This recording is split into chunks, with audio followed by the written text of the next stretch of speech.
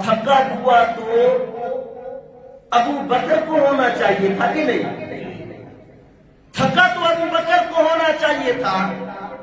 ہوتا تو یوں کہ گود نبی پاک پھیلاتے اور سر ابو بکر کا ہوتا، کیونکہ تھک کے تو ابو بکر گیا تھا. لیکن یہاں تھکاوٹ کا مسئلہ نہیں، یہاں ابو بکر کی محبت کا مسئلہ ہے. اللہ یہ مسئلہ دکھانا چاہتے ہیں. اوے ابو بکر کے دامن اور اس کی گود کی وسعتوں کے کیا کہنے، کہ گود پھیلا کر جب ابو بکر نے اپنی گود کو پھیلایا، ساری کائنات کا حسن سمیٹ کر محمد کی صورت میں اللہ نے ابو بکر کی گود میں رکھ دیا. سبحان اللہ. ابو بکر کی گود میں رکھ دیا، صدیق اکبر کی گود میں رکھ دیا.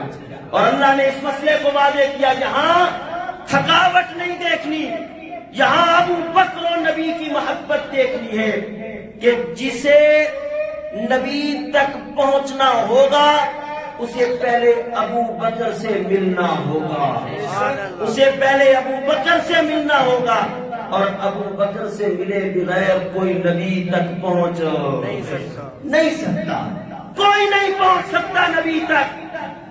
اس لیے کہ یہاں ابو بکر کے قدم موجود ہیں، قدم موجود ہے ابو بکر کا.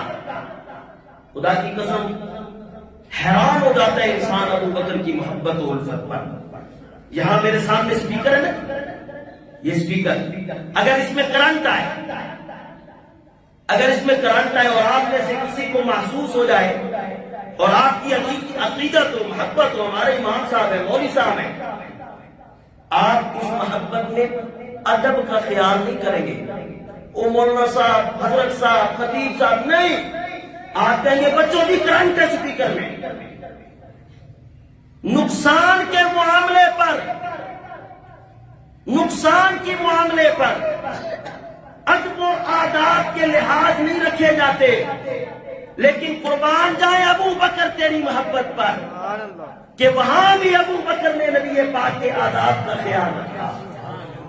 یہ نہیں کہا کہ یا رسول اللہ مجھے ڈنگ کیا کالا، سانپ نے مجھے ڈنگ مار دیا ہے، نہیں، صرف یہ لفظ نہیں کہے.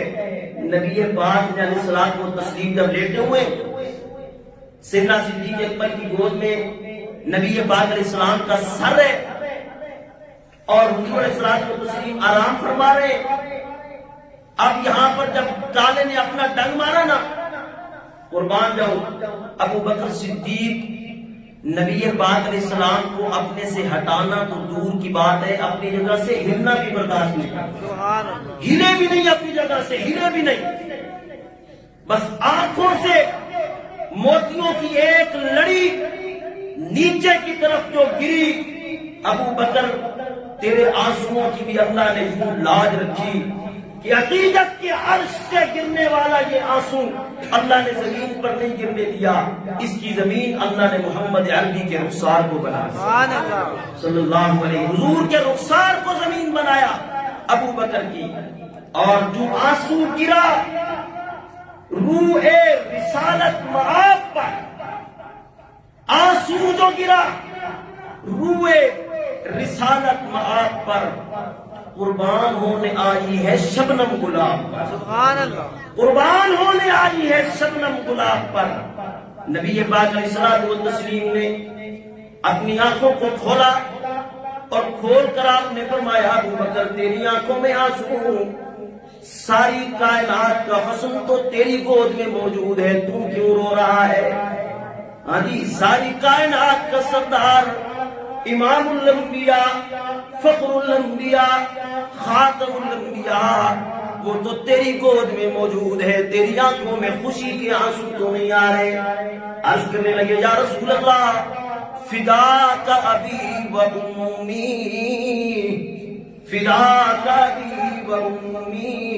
حدیث کی کوئی بھی کتاب اٹھائیے، تاریخ کی کوئی بھی کتاب اٹھائیے، اچانک اس لگنے والی آفت میں جہاں کائنات ادب و آداب و تہذیب بھول جایا کرتی ہے، ابو بکر تیری محبت پہ قربان جائے، اس اچانک ڈسنے کے بعد بھی تو نبی پاک علیہ السلام کے ادب کو نہیں بھولا، تو نے یہ نہیں کہا یا رسول اللہ کالے نے ڈس لیا نا۔ سیدنا صدیق اکبر کی زبان سے پہلے لفظ یہ نکلے فداک ابی و امی یا رسول اللہ لذقتو، اللہ کے محبوب پیغمبر مجھے ڈس لیا گیا ہے آپ پر، میری ماں بھی قربان، میرا باپ بھی قربان، میری ماں بھی قربان، میرا باپ بھی قربان۔ اے اللہ کے محبوب پیغمبر لذقتو، کرنے والے نے اپنا کام کر دیا ہے۔ نبی پاک علیہ السلام نے فرمایا ابو بکر پریشان کیوں ہوتا ہے، دکھی کیوں ہوتا ہے؟ اگر تجھے غم پہنچانے کے لیے کالے موجود ہیں، سانپ موجود ہیں، تو تیرے دکھ کو آرام پہنچانے کے لیے محمد عربی بھی تو موجود ہے، میں بھی تو موجود ہوں، آگے کر اپنا پاؤں۔ نبی پاک علیہ السلام نے اپنی لعاب اتاری، ابو بکر کے ڈسے ہوئے پاؤں پر لگا دی، اللہ نے شفا عطا فرما دی، شفا۔ لیکن کرنے والے نے اپنا کام کیا، ابو بکر نے اپنی محبت کا کام کیا۔ ساری کائنات مل جائے، ساری کائنات اکٹھی ہو جائے، خدا کی قسم صداقت کے جس معیار پہ اللہ نے ابو بکر کو کھڑا کیا ہے، کائنات ان کے قدموں تک بھی نہیں پہنچ سکتی، قدموں تک بھی نہیں پہنچ سکتی۔ یاد رکھ لیجئے، تف بس ہوئے آسمان پر روئے خود، آسمان کے ستاروں کو بھونکنے والے، ان کی پھونکیں ان کے منہ پر آ سکتی ہیں، ستاروں کا کوئی نقصان نہیں ہو سکتا۔ اور ساری کائنات مل جائے، ساری نبی پاک علیہ الصلوۃ والتسلیم کے جوتوں کے نسبت ہم کس قدم اٹھائے پھرتے ہیں کہ حضور کے جوتوں کا یہ شرف ہے، حضور کے جوتوں کا یہ شرف ہے کہ جو جوتیاں میرے نبی کے قدموں میں آئیں، عرش نیچے رہ گیا، وہ جوتیاں اوپر پہنچ گئیں، عرش نیچے رہ گیا، معراج کی رات میں وہ جوتیاں اوپر پہنچ گئیں۔ تو قدموں کی طرف دیکھتا ہے، تو میرے نبی کے سر کی طرف کیوں نہیں دیکھتا؟ جوتیاں میرے نبی کے قدموں میں آئے، عرش پیچھے رہ جاتا ہے، تو سر ابو بکر کی گود میں آئے، وہ کیسے نیچے رہ جاتا ہے؟ سبحان اللہ۔